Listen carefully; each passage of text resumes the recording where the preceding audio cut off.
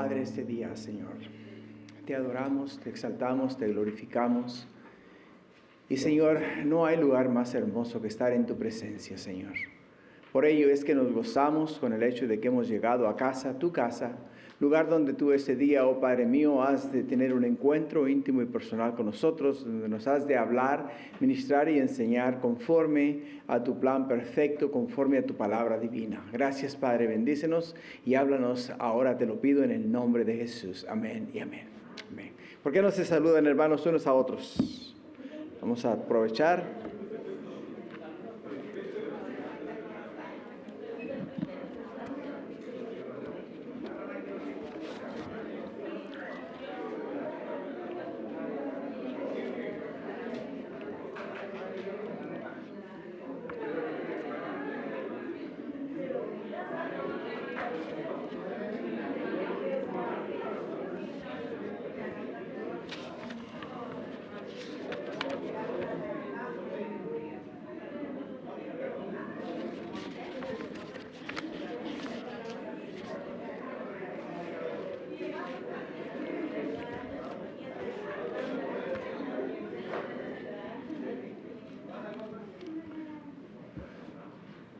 Bueno, mis hermanos, a medida que se van saludando, se van sentando. Y si tienen sus boletines, vamos a repasar los boletines rápidamente para así mantenernos al día en lo que está pasando aquí en la iglesia. Los jueves los invitamos a nuestro servicio de media semana. Vamos a estar cubriendo, Dios mediante, el siguiente jueves los capítulos 5 y 6 de Segunda de Crónicas, para que ya de antemano los vayan leyendo y vengan preparados con sus preguntas, para que la palabra sea la que les dé la respuesta. Estudio bíblico para hombres y mujeres va a ser el siguiente lunes, que es el día de mañana, a las 7 p.m. aquí en la iglesia. Si alguien desea información, pueden hablar con la hermana María Díaz, no Telles Díaz, la hermana María Díaz para las mujeres y el hermano Humberto Telles para los hombres. Así es de que para los anuncios, para los estudios de hombres, también, hermanos, les seguimos recordando que nos apoyen en oración para la visión solar que tenemos para la iglesia en Cuba. Así es de que el Señor ha sido bueno y sigue agregando fondos a lo que es el evento y lo que el Señor nos está proveyendo, y ha sido bueno y el Señor va a seguir bendiciendo. Amén.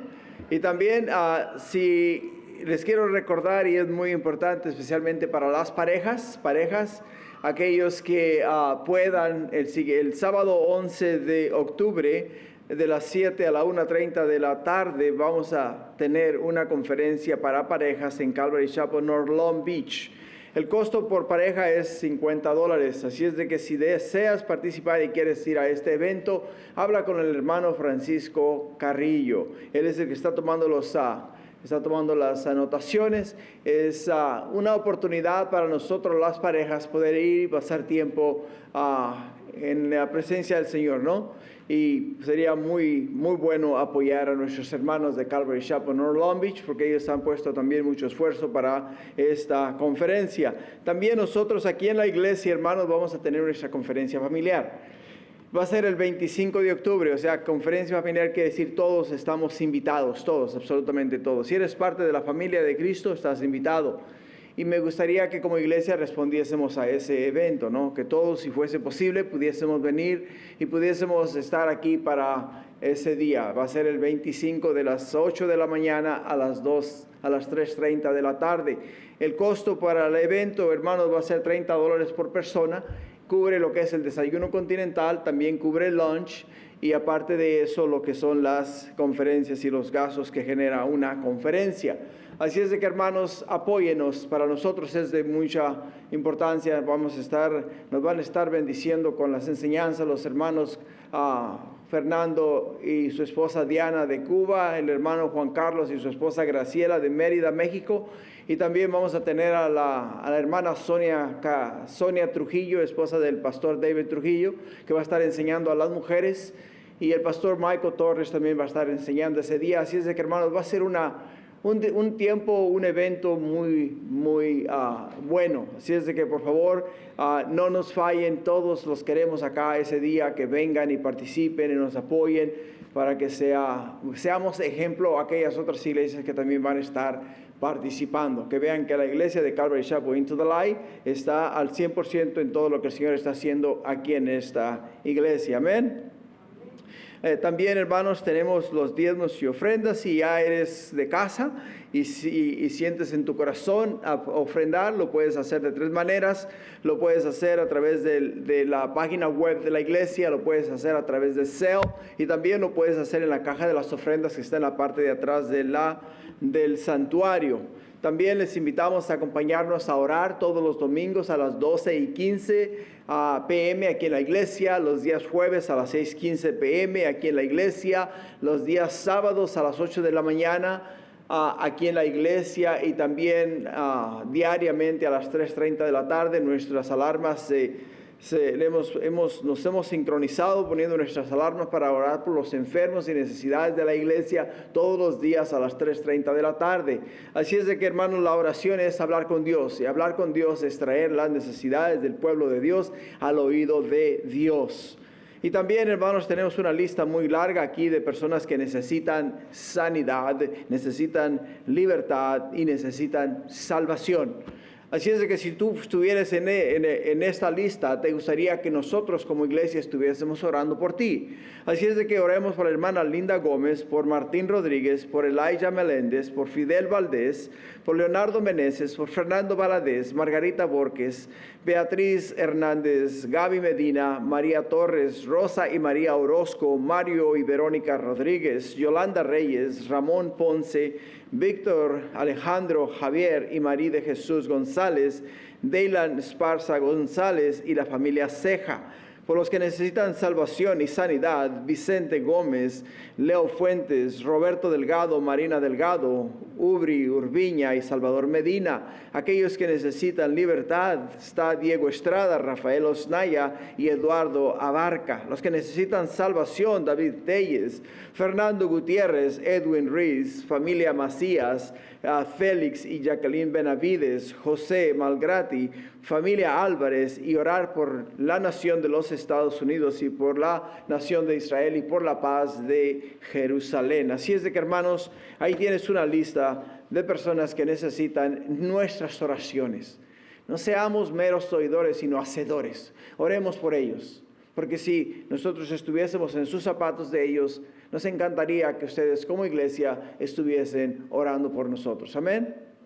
Amén. Vamos a orar. Padre, te doy gracias, mi Dios, por aquellos que son de casa, Señor, y que han puesto en su corazón ofrendar para las necesidades de tu casa, Señor. Tu palabra dice que traigamos, mi Dios, los diezmos y las ofrendas para que haya alimento en tu casa, Señor. Y tú prometes, mi Dios, abrir las ventanas de los cielos y derramar bendiciones sobre sus vidas hasta que sobreabunden.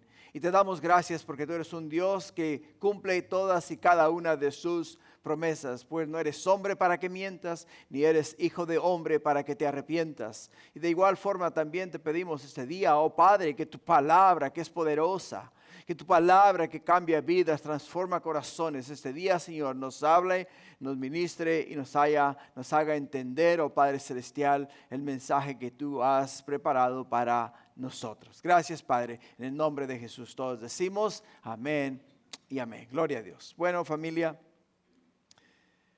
vamos este día a iniciar un nuevo libro. Ese día vamos a estar dando inicio al libro de Segunda de Tesalonicenses, capítulo 1, de los versículos 1 al 12, y el tema del mensaje el día de hoy es un ejemplo de fe y amor. Un ejemplo de fe y amor. Como ustedes saben, o si no lo saben, el autor de Segunda de Tesalonicenses es el apóstol Pablo, y acá la carta fue acompañada, o sea, escrita también a la par de Silvano y de Timoteo.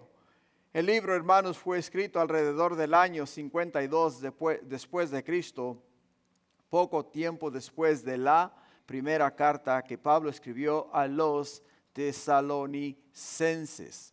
Ahora, hermanos, el contexto y propósito de la carta. El contexto y propósito de la carta es sumamente importante para nosotros, la iglesia, especialmente para nosotros este día.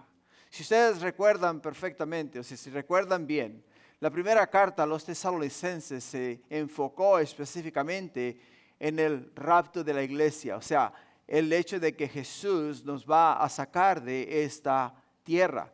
Nos dice la Escritura que cuando la trompeta suene, los muertos en Cristo resucitarán primero. Después nosotros, los que hayamos quedado, seremos juntamente arrebatados con ellos en las nubes e iremos a estar con Cristo por la eternidad, por siempre y para siempre.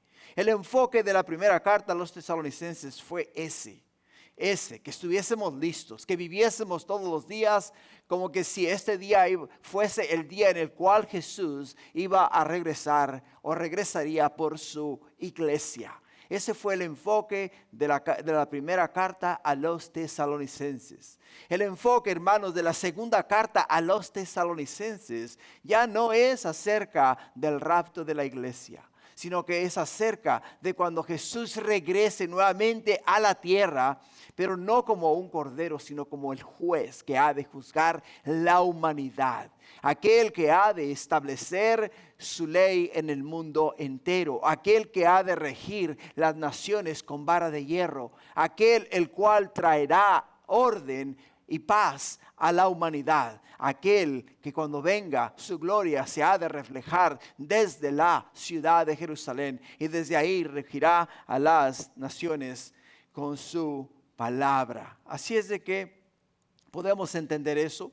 Por ello, hermanos, cuando él habla acerca del día del Señor, lo que Pablo nos está diciendo a nosotros es el hecho de que antes de que venga el día de Cristo, o sea, antes de que regrese Jesús con su iglesia a reinar sobre la tierra, va en definitiva a haber una gran apostasía.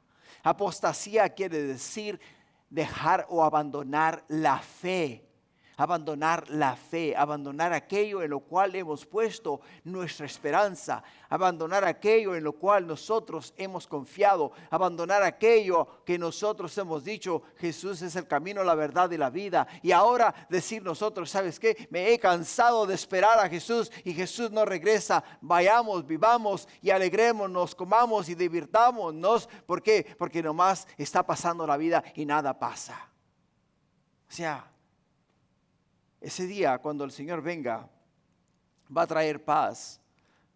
No solamente paz, orden, sino que también aquellas personas que dejaron la fe experimentarán su presencia. No como un Dios de gracia, de amor y de misericordia, sino como el juez, el cual ha de juzgar sus vidas, el cual les ha de decir a ellos, apartados de mí, hacedores de maldad, nunca os conocí.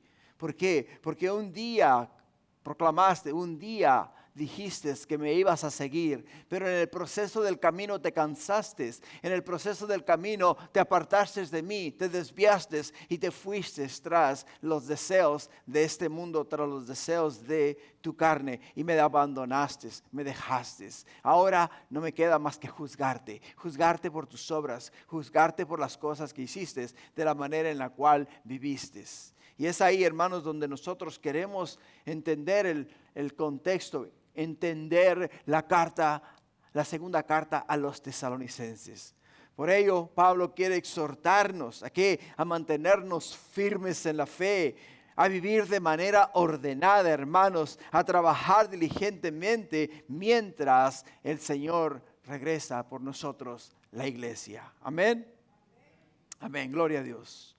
Así es de que con esa pequeña introducción entramos en contexto y el primer punto que vamos a estar tocando el día de hoy, hermanos, es el saludo y reconociendo la obra de Dios en los creyentes, que son los versículos 1 y 2. Pablo da un saludo y reconoce la obra de Dios en la vida de aquellos que Él ha llamado, aquellos que le sirven a Dios de una manera fiel, de una manera ordenada, de una manera gloriosa, que trae honra y gloria al Padre. Así es de que el versículo 1 nos dice Pablo, Silvano y Timoteo, a la iglesia de tesalonicenses en Dios nuestro Padre y en el Señor Jesucristo.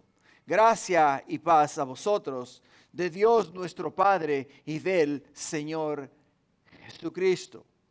O sea, Pablo aquí nos da un saludo. Primeramente dice Pablo, Silvano y Timoteo. Estamos escribiéndole a la iglesia de los tesalonicenses en Dios Padre y en el Señor Jesucristo. ¿Por qué Pablo en casi la mayoría de sus cartas se identifica de esta manera? ¿Por qué se identifica de esta manera? Porque él entiende y él conoce el orden divino.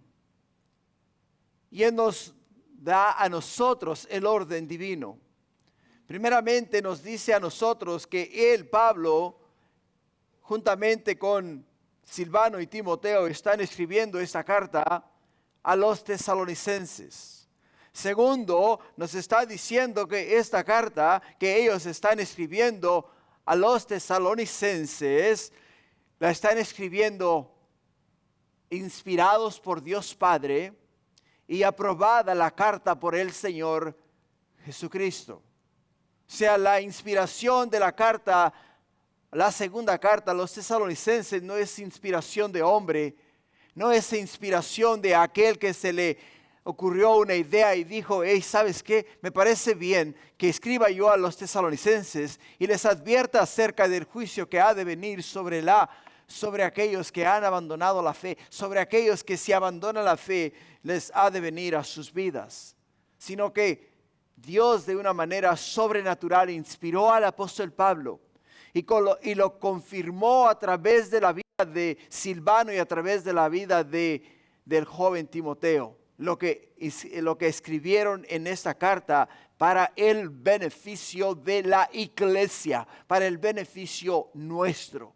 Por ello es que dice que lo que él ha escribido, lo que él ha puesto en tinta y papel, no ha sido algo que a él se le ocurrió, sino algo que Dios lo inspiró a escribir, algo que Dios le dio a él para poder comunicar a la iglesia. Y es maravilloso, hermanos, cuando algo así sucede. Este fin de semana nosotros los hombres estuvimos en el campamento del retiro de hombres arriba en Big Bear, en las montañas. Y mirar el hecho de que Dios a través de aquellos hombres que Él escogió específicamente para hablar a nosotros los hombres allá en las montañas, mirar cómo el Espíritu Santo les usó a ellos para hablar a nosotros la palabra que necesitábamos escuchar, la inspiración de Dios, el poder del Espíritu Santo, la transformación que eso causó en nuestras mentes, en nuestros corazones. El hecho de que a muchos de los que subieron a la montaña, que llevaban en su corazón aquello escondido que no querían que nadie supiese, y allá arriba en las montañas el Señor les hizo a ellos confesar aquello que les era estorbo para continuar sirviendo a Dios. ¿Por qué? Porque la inspiración y el poder de la palabra de Dios, hermanos, es la que hace la obra. No es el mensajero, sino es el mensaje que viene de parte de Dios. Por ello, hermanos, es que Pablo anuncia su carta mencionando específicamente a Dios Padre y a Cristo Jesús, con el propósito de asegurarse de que nosotros entendemos que el mensaje no es de Pablo, sino de Dios. Viene a nosotros a través de Cristo Jesús. ¿Por qué? Porque Colosenses, hermanos, capítulo 1, versículo 15 nos dice que Jesús es la imagen del Dios invisible. Él es el primogénito de la creación, porque en Él fueron creadas todas las cosas, las que hay en el cielo, las que hay en la tierra, visibles e invisibles, sean tronos, sean dominios, sean principados, sean potestades. Todo fue creado por medio de Él, o sea, por medio de Cristo Jesús y para Él. Y Él es antes de todas las cosas y todas las cosas en Él subsisten. Él es la cabeza del cuerpo que es la iglesia, el que es el principio, el primogénito de entre los muertos, para que en todo tenga la preeminencia, por cuanto agradó al Padre que en Él habitase toda plenitud y por medio de Él reconciliar consigo todas las cosas, así las que están en la tierra como las que están en los cielos, haciendo la paz mediante la sangre de su cruz. La sangre de su cruz. Ahora, ¿quién fue el que hizo todo esto posible? Dios. Dios fue el que hizo esto posible. Dios fue el que envió a su Hijo a la tierra. ¿Para qué? Para venir, hermanos, y morir por nosotros, los pecadores. ¿Por qué lo hizo posible? Porque tú y yo necesitábamos un redentor. Es por ello que Pablo muestra en este pasaje primeramente a Dios Padre. ¿Por qué? Porque Dios es el que hizo posible la salvación de la humanidad.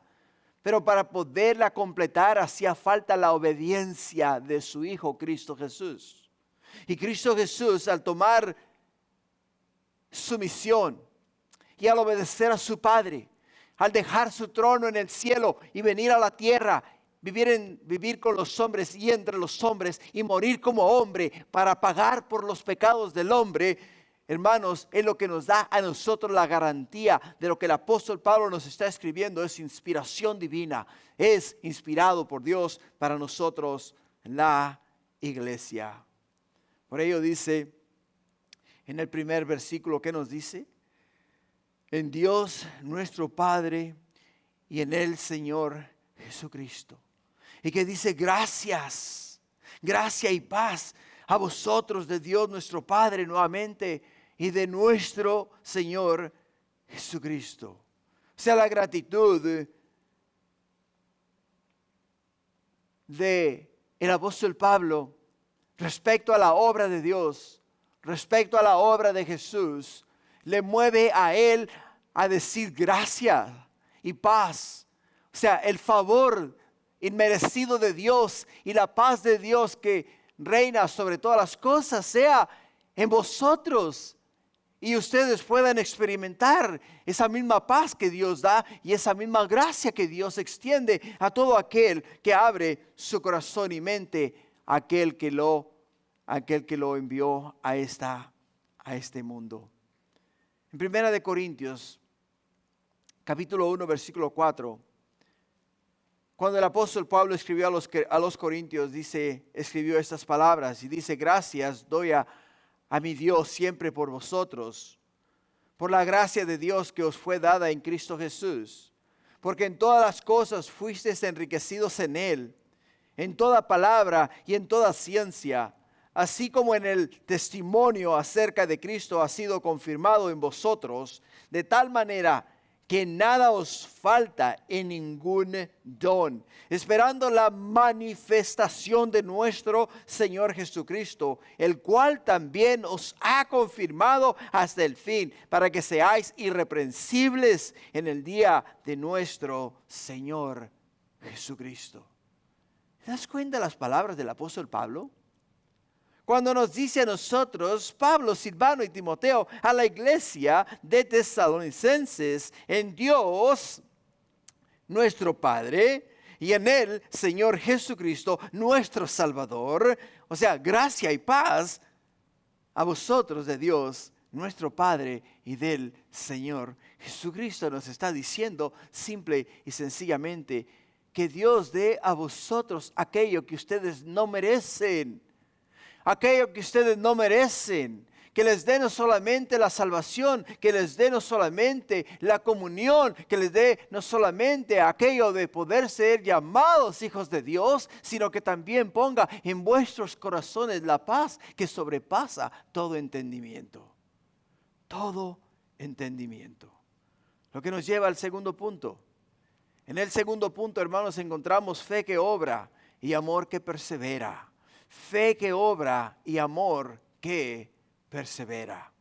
De los versículos 3 al 5, la escritura nos dice: debemos siempre dar gracias a Dios por vosotros, hermanos, como es digno, por cuanto vuestra fe va creciendo y el amor de todos y cada uno de vosotros abunda para con los demás, tanto que nosotros mismos nos gloriamos de vosotros en la iglesia de Dios por vuestra paciencia y fe en todas vuestras persecuciones y tribulaciones que soportáis. Esto es demostración del justo juicio de Dios, para que seáis tenidos por dignos del reino de Dios, por el cual asimismo padecéis. Para un pastor, hermanos, no hay nada más lindo que ver cómo la congregación va creciendo, no en números, sino en fe, en fe. Cuando la iglesia de Cristo, la congregación, el pueblo de Dios, hermanos, comienza a crecer en fe, cuando la iglesia, el cuerpo de Cristo, comienza a aumentar su conocimiento de la palabra de Dios, no solamente es una iglesia sólida, una iglesia fuerte, sino que es una iglesia inmovible. ¿Por qué? Porque sus raíces están muy, pero muy profundas, y no hay viento que la tumbe, no hay tempestad que la destruya, no hay nada que pueda venir en contra de ella que la pueda dañar. Pero cuando una iglesia tiene su fe y su esperanza de forma superficial, viene el primer problema dentro de la iglesia y destruye la iglesia. ¿Por qué? Porque no hay solidez, no hay profundidad en la palabra de Dios, no hay conocimiento de las promesas de Dios, no hay entendimiento de aquello de lo cual Dios nos dice a nosotros que va a hacer por nosotros. Por ello, Pablo, simple y sencillamente, nos dice a nosotros que debemos, hermanos, estar firmes en la fe, firmes en la fe. La palabra debemos en griego se traduce como una deuda, como una deuda. O sea, algo que debemos a Dios.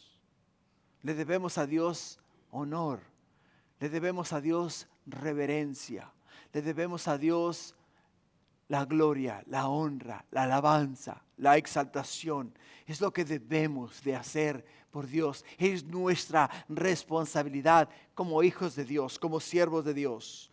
En 2 de Tesalonicenses, capítulo 2, versículo 13, el apóstol Pablo dice: pero nosotros debemos dar siempre gracias a Dios respecto a vosotros, hermanos amados por el Señor, de que Dios os haya escogido desde el principio para salvación, mediante la santificación por el Espíritu y la fe en la verdad, a lo cual os llamó mediante nuestro Evangelio, para alcanzar la gloria de nuestro Señor Jesucristo.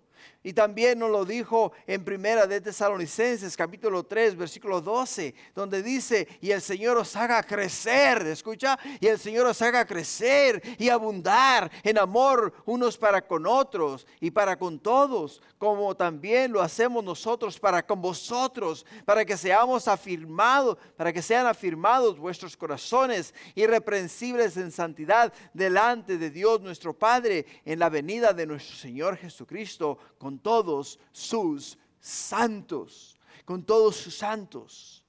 Pablo, hermanos, obra para que fuesen multiplicados y abundasen, pero abundasen en el amor, en la fe, en la esperanza, en aquello, hermanos, que nos identifica a nosotros como seres eternos, seres divinos. Lo que nos separa a nosotros del mundo, lo que nos separa a nosotros de las cosas de esta tierra. Ahora, la fe no es solo una creencia, sino que se traduce en amor hacia los demás. Se traduce en amor hacia los demás. En Santiago capítulo 2, versículo 17 dice: así también la fe, si no tiene obras, es muerta en sí misma. O sea, Santiago nos dice a nosotros: tus palabras tienen que estar cargadas de acciones. Si dices que me amas, me lo tienes que demostrar. Si dices que te preocupas por mí, tienes que demostrármelo para poderlo entonces yo creer. Porque las palabras sin acción no tienen peso, no sirven de nada. Las palabras se las lleva el viento, pero las acciones marcan la vida y marcan el corazón de aquellos que ponen su fe y su esperanza en el Señor. Y en el versículo 4 dice, por tanto que nosotros mismos nos gloriamos de vosotros en la iglesia de Dios, por vuestra paciencia y fe en todas vuestras persecuciones y tribulaciones que soportáis. Si a Pablo acá nos dice que él se llenaba de alegría.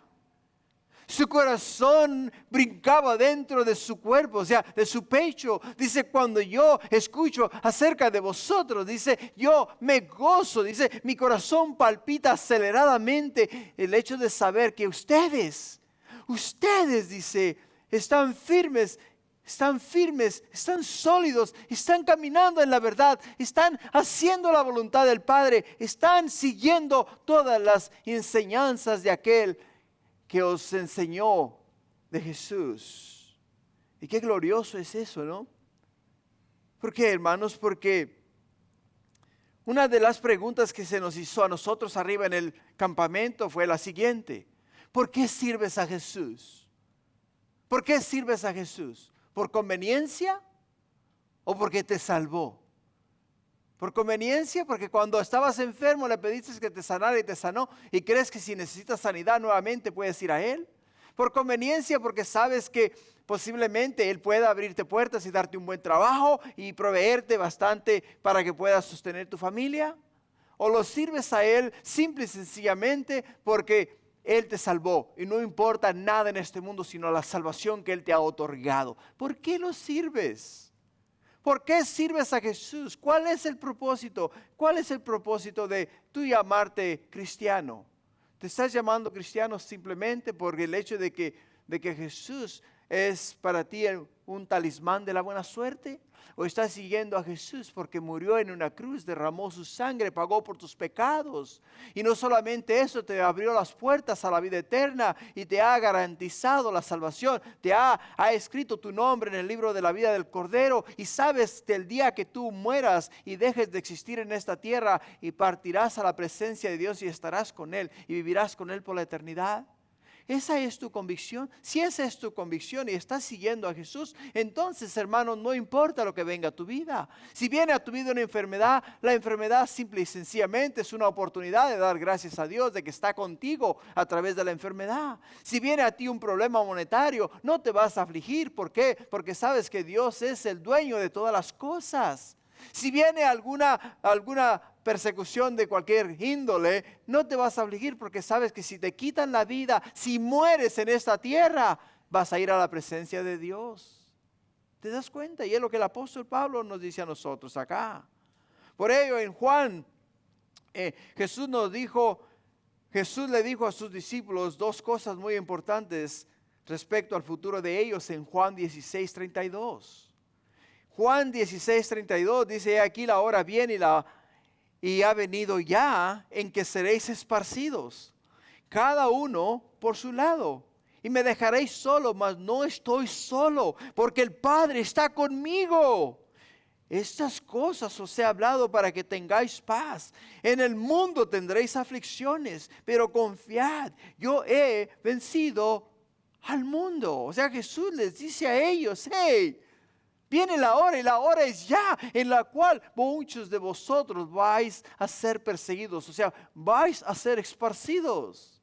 Pero no solamente eso, sino que cuando salgas al mundo, el mundo te va a afligir. Las personas te van a afligir, las personas te van a maltratar, te van a perseguir, te van a incluso quitar la vida por el hecho de que te haces llamar hijo de Dios, por el hecho de que has puesto tu fe y tu esperanza en Cristo Jesús. Y dice Pablo, eso es exactamente lo que ustedes, iglesia, en Tesalonicenses están viviendo.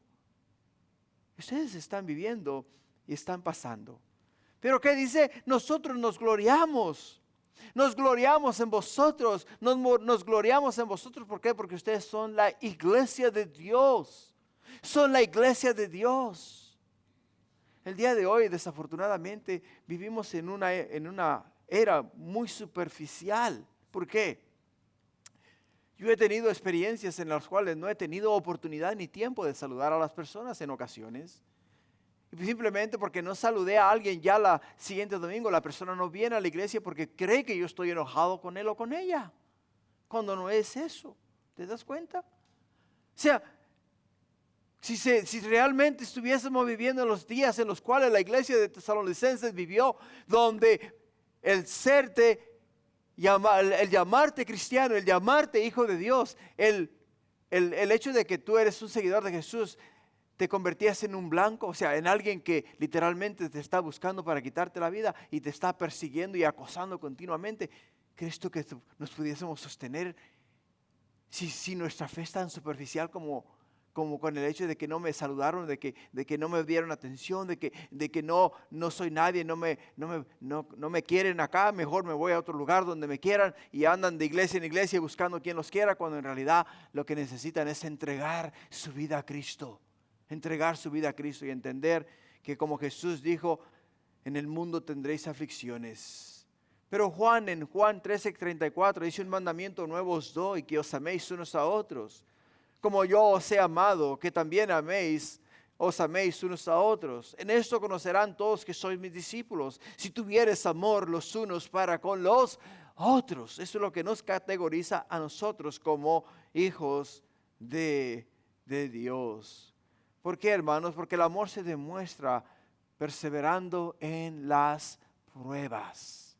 El amor a Dios se demuestra perseverando en las pruebas. Es ahí donde se demuestra que de verdad somos seguidores de Cristo Jesús. Es muy fácil venir a la iglesia, especialmente aquí en América, en los Estados Unidos. Aquí, hermanos, podemos abrir la Biblia en cualquier lugar, en cualquier esquina, en cualquier lugar. Podemos incluso salir a la calle con un megafono y predicar. Sí, van a ver que nos miran así medio raros, y van a ver quienes dicen: ¿qué le pasa a ese loco?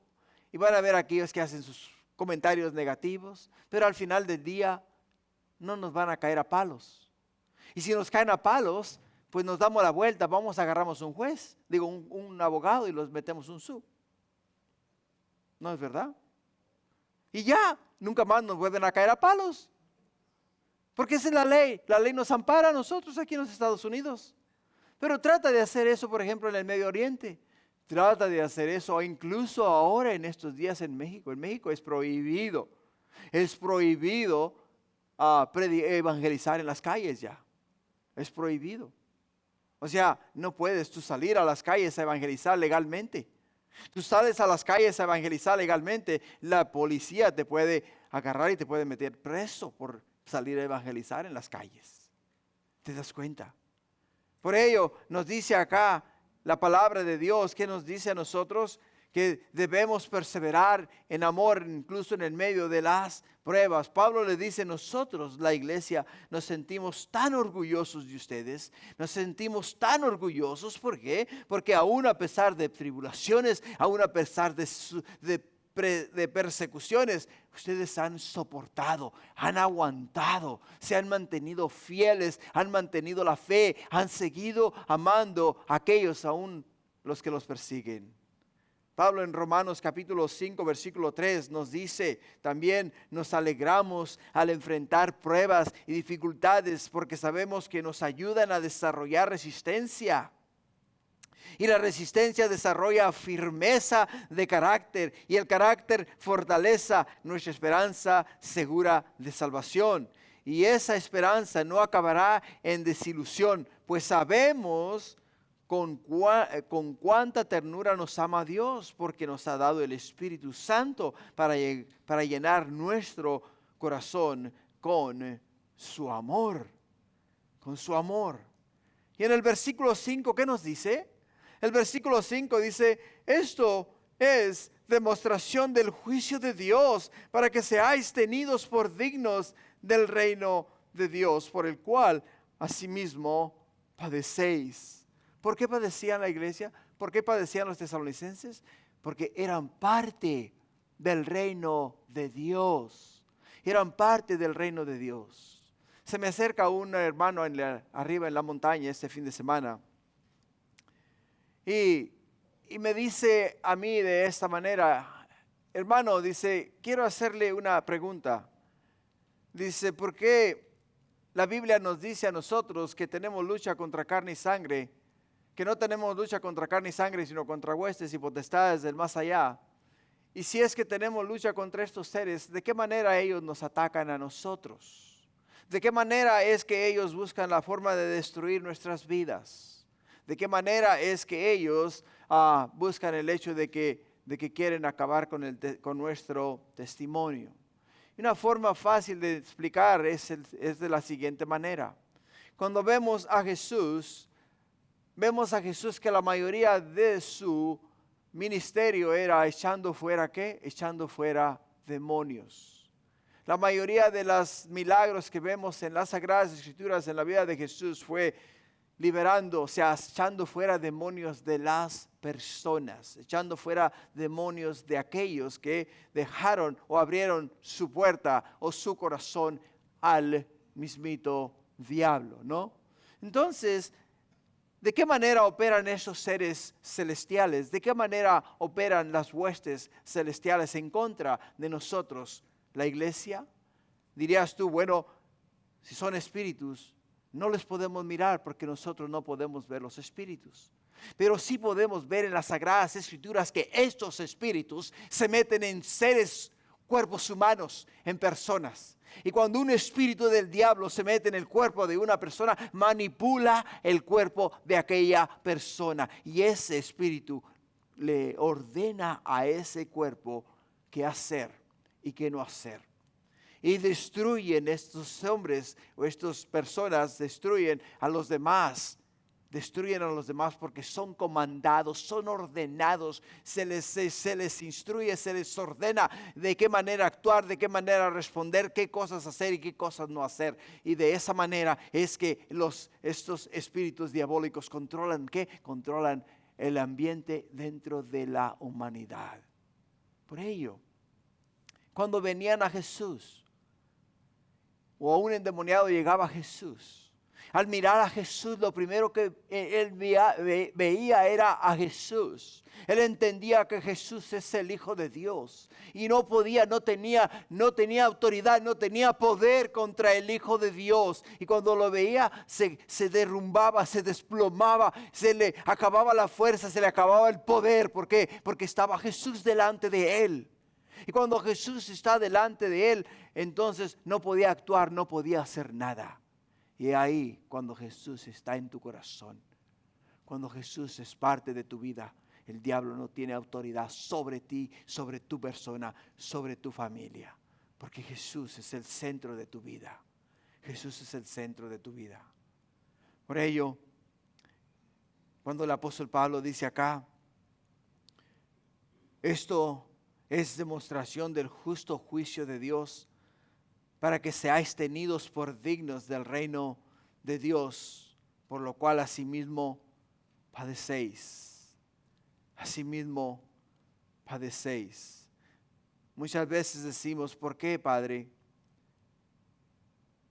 Él o ella hacen bien y bendicen a tantos, pero al final del día sufren mucho. Sufren mucho.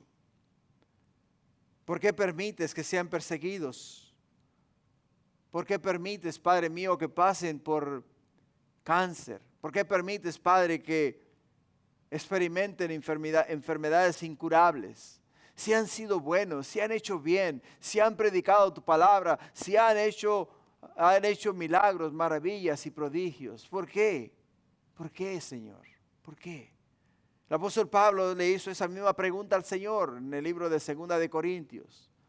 El apóstol Pablo padecía de una enfermedad y esa enfermedad era una enfermedad la cual pidió a Dios 3 veces, Señor, cúrame, Señor, sáname, Señor, ten misericordia de mí. Hasta que el Señor le dijo, Pablo, ya, basta, calla, bástate en mi gracia, porque mi poder se perfecciona en la debilidad. Mi poder se perfecciona en la debilidad.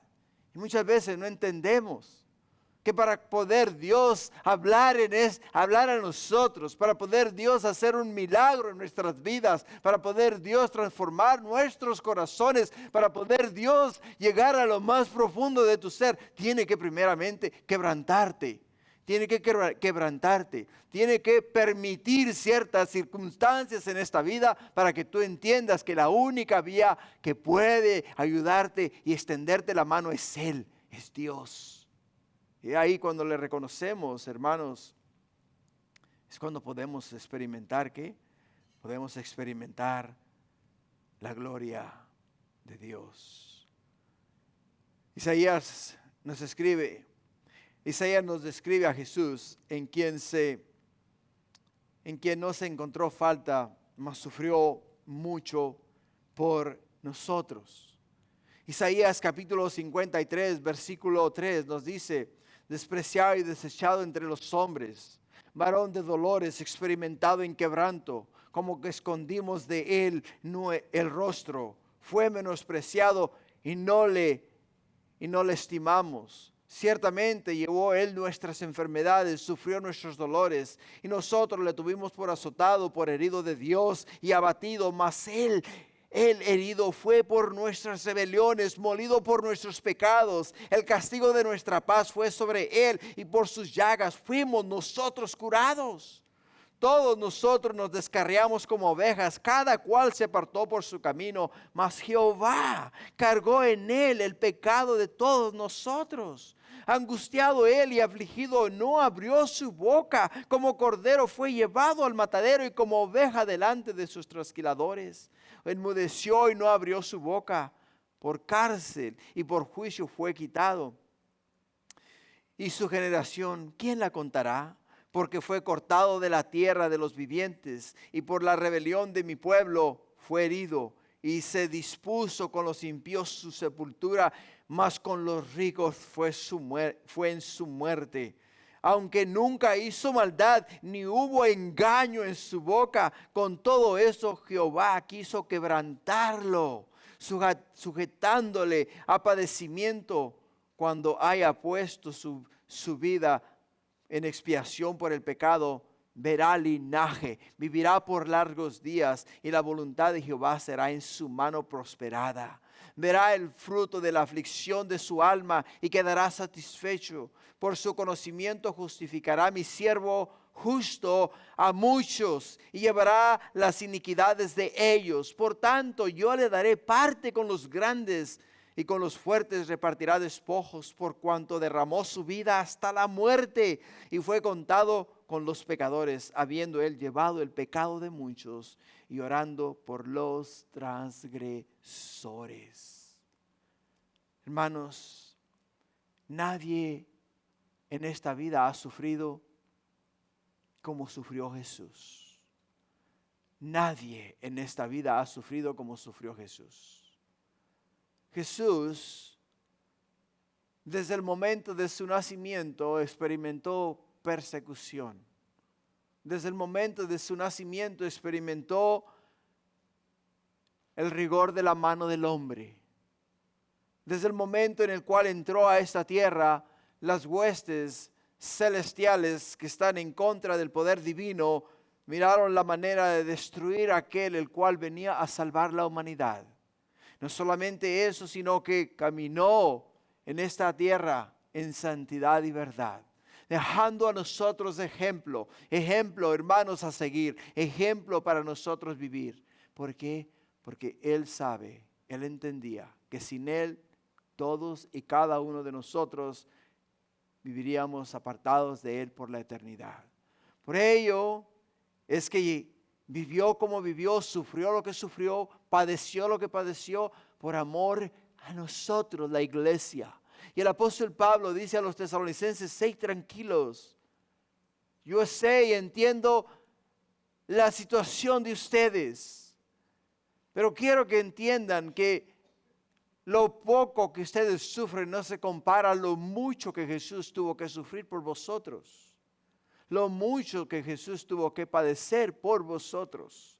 Y todo lo hizo por amor a nosotros. Por ello, hermano, la persecución es algo muy importante en la vida del creyente. ¿qué es lo que hace? Lo califica como digno para el reino de Dios. Lo califica como digno para el reino de Dios. En el libro de Hechos, capítulo 5, versículo 40, nos dice, y convinieron con él, y llamando a los apóstoles después de azotarlos, les intimaron a que no hablasen en el nombre de Jesús y les pusieron en libertad. Y ellos, saliendo de la presencia del concilio, gozosos por haber sido tenidos por dignos, escucha, por haber sido tenidos por dignos de padecer afrenta por causa de Jesús, por causa del nombre de Jesús.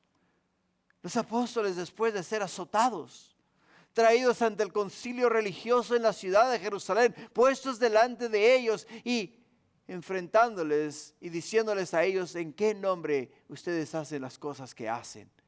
Y ellos, después de dar testimonio y decir todo lo que hacemos lo hacemos en el nombre de Jesús, dijeron ellos, pues no lo hagan más en el nombre de Jesús, y les azotaron. Y después de haberles dejado en libertad, ellos dijeron, Señor, gracias por darnos la bendición y la oportunidad de padecer un poco de lo mucho que tú padeciste por nosotros. Ahora, oh Señor, nos sentimos como que estamos siendo parte de tu reino porque estamos experimentando la misma persecución que tú experimentaste. Por ello, si en el mundo, o si el mundo te aborrece, es porque el mundo no conoce a Jesús. Es porque no conoce a Jesús. Es porque el mundo no ha tenido ese enfrentamiento, esa convicción, esa una a una con el Señor. Como nos dice Mateo capítulo 10, versículo 16. Dice Jesús, dice, he aquí yo os envío como ovejas en medio de lobos. Sed pues prudentes como serpientes y sencillos como palomas. Y guardaos de los hombres, porque os entregarán a los concilios, y en sus sinagogas os azotarán, y aún ante gobernantes y reyes seréis llevados por causa de mí, para testimonio a ellos y a los gentiles. Mas cuando os entreguen, no os preocupéis por cómo o qué hablaréis, porque en aquella hora, dice, os será dado lo que habéis de hablar. Porque no sois vosotros los que habláis, sino el Espíritu de vuestro Padre que habla en vosotros. El hermano entregará a la muerte al hermano, y el padre al hijo, y los hijos se levantarán contra los padres y los harán morir. Seréis aborrecidos de todos por causa de mi nombre, mas el que persevere hasta el fin, este será salvo. Cuando os persigan, dice, en esta ciudad, huid a la otra, porque de cierto os digo que no habréis de recorrer todas las ciudades de Israel antes que venga el Hijo de Hombre. El discípulo no es más que su maestro, ni el siervo más que su señor. Bástale al discípulo ser como su maestro y al siervo como su señor. Si al padre de familia llamaron Belzabú, cuánto más a los de su casa. Cuánto más a los de su casa. Jesús simple y sencillamente les está diciendo a ellos, si a mí, siendo el creador del cielo, la tierra, el hacedor de vosotros, el que sopló aliento de vida en vuestra nariz, me persiguieron y me quitaron la vida, ¿qué no harán con ustedes? ¿Qué no harán con ustedes? Ahora, date cuenta, no somos terrenales. Aunque estamos en el mundo, no somos del mundo. Aunque vivimos en esta tierra, no somos de esta tierra, somos peregrinos. Nosotros no buscamos una ciudad hecha por manos de hombres, sino celestial. Nuestra ciudad, nuestro destino, nuestra llegada final, o sea, donde vamos a pasar la eternidad, hermanos, es en la gloria de Dios. Es en la presencia de Dios.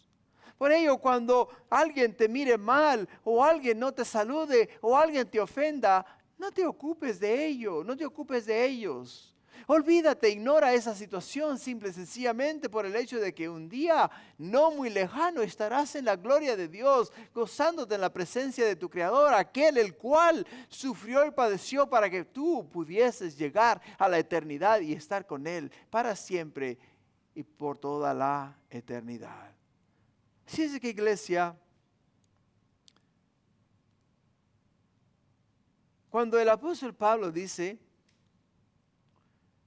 simple y sencillamente que ellos, los tesalonicenses, estaban sufriendo persecución, les dice, hey, va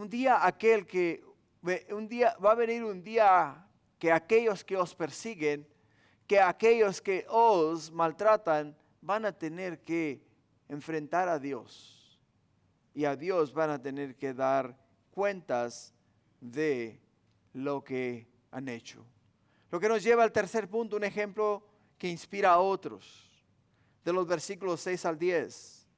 Un ejemplo que inspira a otros. Dice, porque es justo delante de Dios pagar con tribulación a los que os atribulan.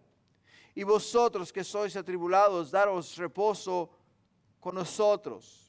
Cuando se manifieste el Señor Jesús desde el cielo con los ángeles de su poder, en llama de fuego, para dar retribución a los que no conocieron a Dios, ni obedecen el evangelio de nuestro Señor Jesucristo, los cuales sufrirán pena de eterna perdición, excluidos de la presencia del Señor y de la gloria de su poder, cuando venga en aquel día para ser glorificado en sus santos y ser admirado por todos los que creyeron, por cuanto nuestro testimonio ha sido creído entre vosotros. O sea, ¿te das cuenta lo que el apóstol Pablo nos dice a nosotros? Simplemente nos dice acá que cuando venga aquel día, ¿ok?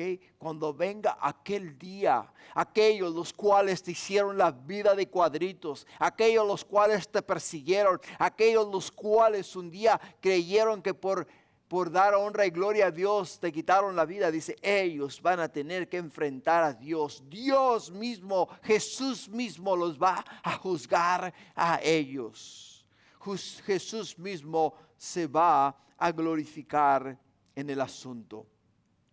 Por eso el salmista nos dice en el Salmo 73:14, en el Salmo 73:14, versículo 73, versículo 14, pues he sido, dice, azotado todo el día y castigado todas las mañanas. Si dijere yo, hablaré con ellos, he aquí, a la generación de tus hijos engañaría.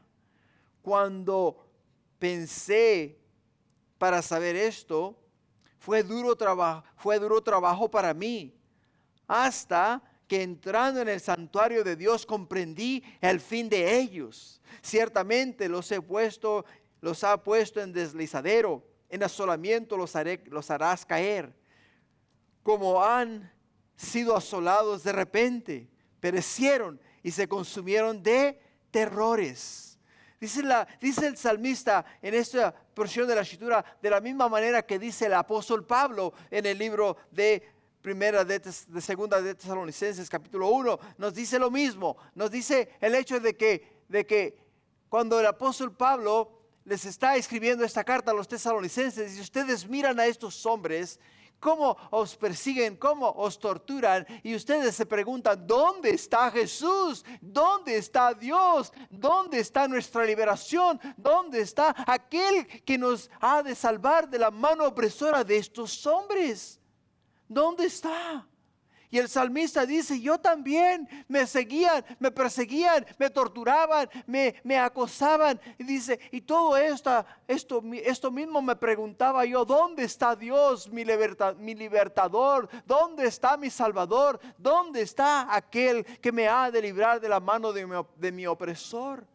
Dice que no entendió nada de ello hasta que entró en la presencia de Dios.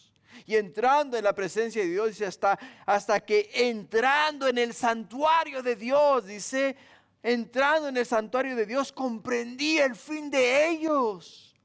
Una vez que entré en el santuario de Dios, miré la magnificencia de mi Dios, miré la gloria y el resplandor de mi Salvador. Dije, oh Señor, tú eres santo, tú eres justo. Tú has de dar el pago a mis opresores, tú has de dar el pago a mis perseguidores. Tú, oh mi Dios, me has abierto a mí la gloria para que yo esté contigo.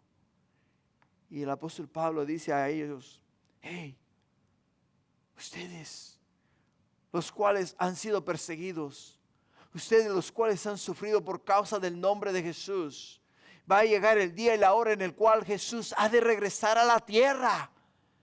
Pero ya no como un cordero inmolado, ya no como un ser inocente, un ser desprotegido, sino que ahora como el juez del mundo, el cual ha de venir a juzgar a aquellos que hicieron el mal y lo malo ante los ojos de los hombres. Es por ello, iglesia, que yo te digo y te exhorto nuevamente acerca de lo que nos dice la Escritura este día. La palabra de Dios nos exhorta a nosotros y nos dice que cuando venga Jesús, cuando el Señor Jesús regrese a la tierra con sus ángeles, le ha de dar el pago a aquellos los cuales de una manera u otra nos han hecho la vida difícil por ser llamados nosotros hijos de Dios. Y Pablo les exhorta a ellos, hey, no se ocupen ustedes, ni se dejen ustedes intimidar por la situación en la cual están viviendo. Porque va a llegar el día en el cual su Salvador descenderá del cielo y juntamente con él sus ángeles. Y cuando venga él a la tierra con sus ángeles, juzgará a todo el mundo. Juzgará a todos aquellos que se opusieron a la vida eterna. Por ello en el versículo 9 dice, los cuales sufrirán pena de eterna perdición, excluidos de la presencia del Señor y de la gloria de su poder. De la gloria de su poder. Jesús, hermanos, nos pinta a nosotros un cuadro bien hermoso en el libro de Lucas, capítulo 16, versículo 19. ¿Por qué? Porque nos da un cuadro acá donde nos pone a Lázaro y nos pone al hombre rico y nos habla acerca del hecho de que, hermanos, el infierno es real. El infierno es real y la gloria de Dios es real. O sea, la gloria de Dios es lo que esperamos todos nosotros, pero acá nos lo ilustra de esta manera para que podamos entender un poco acerca de lo que ha de venir. En Lucas 16, versículo 19 dice, había un hombre rico que se vestía de púrpura y lino fino y hacía cada día banquete con esplendidez. Había también un mendigo llamado Lázaro que estaba echado a la puerta de aquel, lleno de llagas, y ansiaba saciarse de las migajas que caían de la mesa del rico, y aún los perros venían y le lamían las llagas.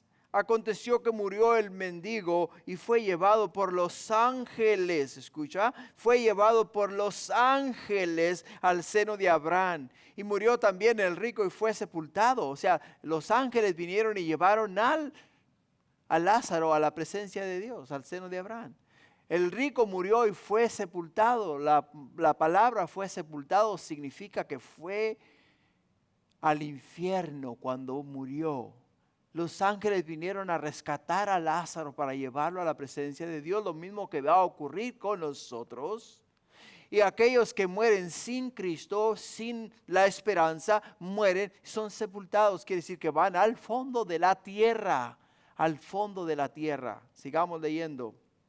Y en el Hades, o sea, en el corazón de la tierra, y en el Hades alzó sus ojos y estando en tormento vio de lejos a Abraham y a Lázaro en su seno.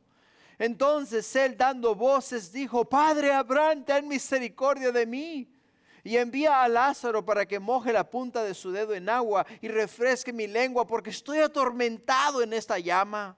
Pero Abraham le dijo, hijo, acuérdate que recibiste tus bienes en tu vida y Lázaro también males, pero ahora este es consolado aquí y tú atormentado. Además de todo esto, una gran cima está puesta entre nosotros y vosotros, de manera que los que quisieran pasar de aquí a vosotros no pueden ni de allá pasar acá.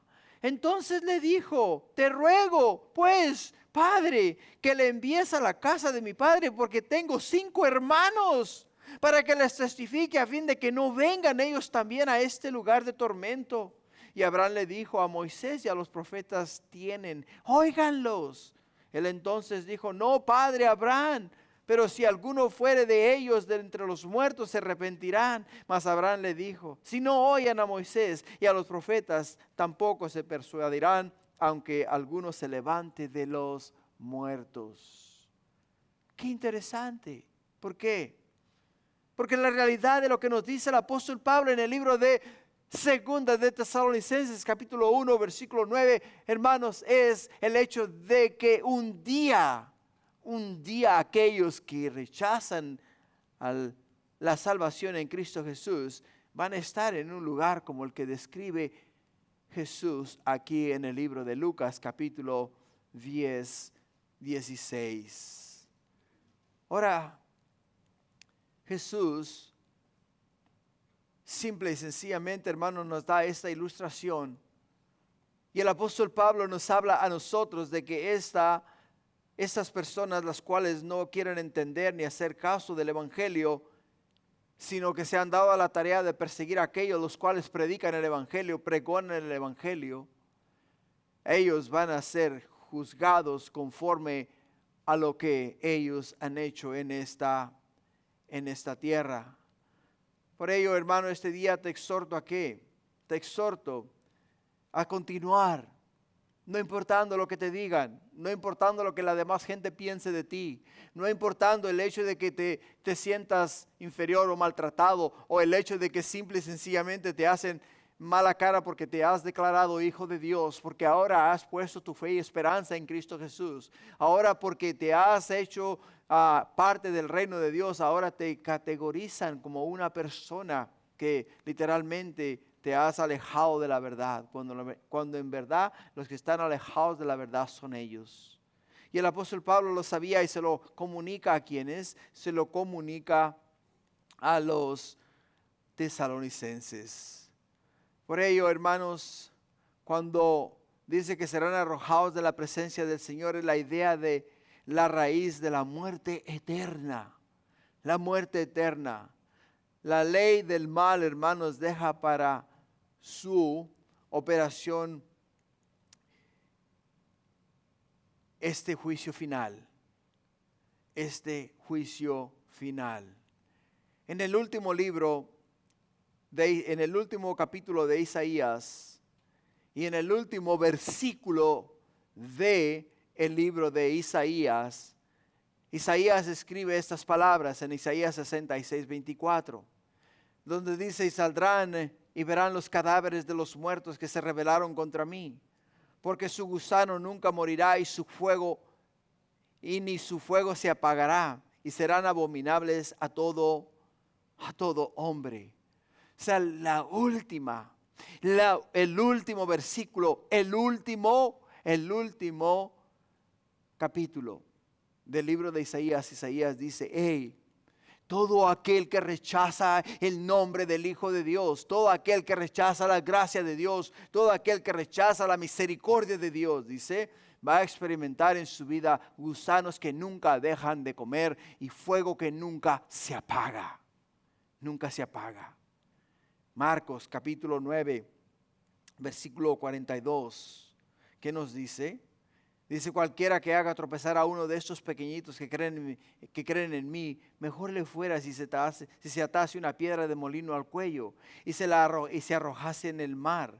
Si tu mano te fuere ocasión de caer, córtala. Mejor es entrar a la vida manco que teniendo 2 manos ir al infierno, al fuego que no se puede apagar, donde el gusano de ellos no muere y el fuego nunca se apaga. Si tu pie te fuere ocasión de caer, córtalo. Mejor te es entrar en la vida cojo que teniendo 2 pies y ser echado en el infierno al fuego que no puede ser apagado, donde el gusano de ellos el gusano de ellos no muere y el fuego nunca se apaga. Si tu ojo te fuere ocasión de caer, sácalo. Mejor te es entrar en el reino de Dios con un ojo que teniendo dos y ser echado en el infierno, donde el gusano de ellos no muere y el fuego nunca se apaga. Porque todos serán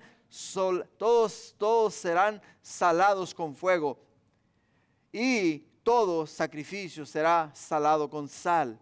Buena es la sal, mas si la sal se hace insípida, ¿con qué la sazonaréis? Tened sal en vosotros mismos y tened paz los unos con los otros. Hermanos, en el último punto, para terminar, versículos 11 y 12, nos habla acerca del crecimiento espiritual y el fruto visible. El crecimiento espiritual y un fruto visible. En el versículo 11 dice, por lo cual, asimismo, oramos siempre por vosotros, para que nuestro Dios os tenga por dignos de su llamamiento y cumpla todo propósito de bondad y toda obra de fe con su poder, para que en el nombre de nuestro Señor Jesucristo sea glorificado, para que el nombre de nuestro Señor Jesucristo sea glorificado en vosotros y vosotros en Él, por la gracia de nuestro Dios y de Él, Señor Jesucristo. Pablo simplemente nos dice acá, dice, por lo cual, asimismo, oramos siempre, Señor.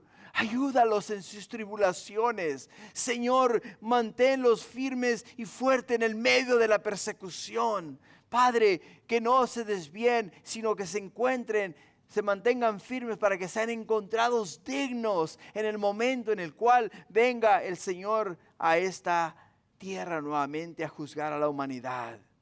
Así es de que, iglesia, qué exhortación más hermosa y gloriosa la que nos hace el apóstol Pablo. Dirás tú, bueno, es que la verdad es que ser cristiano no es fácil. No, yo sé que no lo es. Cuando nosotros, hermanos, hicimos una confesión de fe y dijimos, Señor Jesús, entra en mi corazón, sé Señor de mi vida, te confieso como mi Salvador, de hoy en adelante prometo vivir para ti. Lo único que hiciste fue decir, Señor, yo me identifico contigo. Lo que quiere decir es que como te persiguieron a ti, me pueden perseguir a mí. Como te quitaron la vida a ti, me pueden quitar la vida a mí. Señor, como te vituperaron a ti, me van a vituperar a mí. Como te escupieron a ti, me van a escupir a mí. Como te ofendieron a ti, me van a ofender a mí. O sea, todo lo que te hicieron a ti, me lo van a hacer a mí. Por ser llamado hijo de Dios, por ser llamado discípulo de Jesús. Y Pablo dice, hey, yo estoy pidiendo a Dios, estoy orando a Dios por ustedes. No solamente estoy orando y pidiendo a Dios por ustedes, sino que le estoy pidiendo al Señor que los mantenga firmes, que no comprometan ustedes su fe por un poco de alivio, que no por el hecho de que no quieran ser perseguidos, ustedes cedan a la tentación o cedan al hecho de que les hagan blasfemar el nombre de Jesús simplemente para no ser azotados, sino que se mantengan firmes hasta el último momento, hasta la última hora en el cual ha de llegar para cada uno de nosotros. Así es de que, iglesia, en conclusión, los tesalonicenses nos muestran un ejemplo vivo de fe y amor. Fe activa que se traduce en obras. Una fe activa que se traduce en obras. Un amor perseverante que impacta la vida de los demás. Una esperanza firme que glorifica la gloria de Dios y glorifica a Dios. Así es de que nosotros también estamos llamados a ser ejemplo de fe y amor. ¿De qué manera?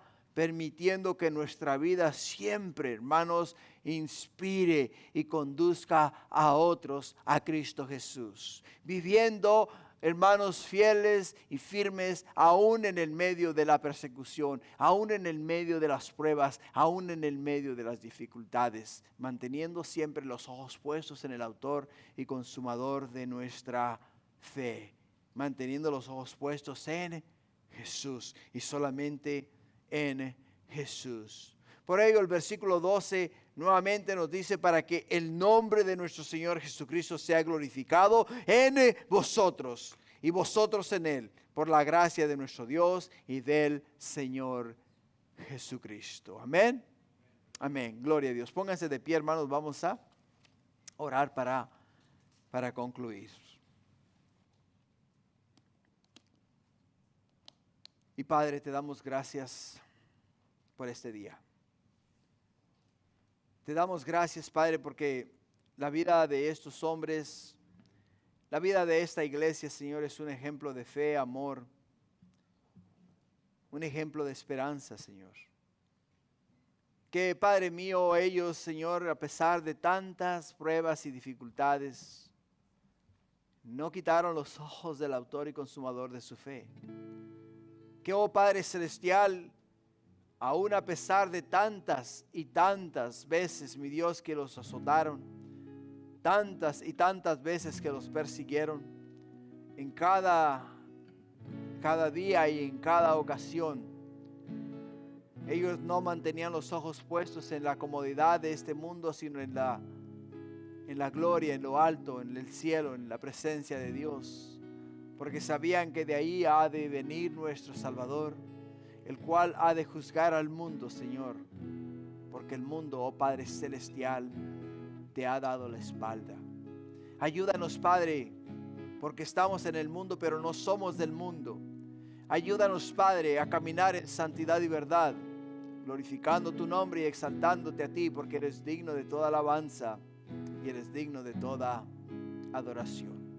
A ti una vez más sea la honra y la gloria, la alabanza y la adoración por los siglos de los siglos y por la eternidad. Y te adoramos, te exaltamos y te glorificamos este día y siempre en el nombre de Jesús. Y Padre mío, bendice tu pueblo, tu iglesia. Que estos hijos tuyos que este día han venido a buscar tu rostro, oh Padre mío, se vayan sabiendo que tú estás con ellos, Padre. No importa lo que venga, no importa lo que esté pasando, tú estás con ellos. Y tú caminarás con ellos y los ayudarás a ellos en todo momento y en toda hora, y guiarás sus pasos y sus vidas y les darás la bendición de poderse llamar hijos del Dios Altísimo. Gracias, Padre, te damos honra y gloria este día y siempre en el nombre de Jesús. Todos decimos amén.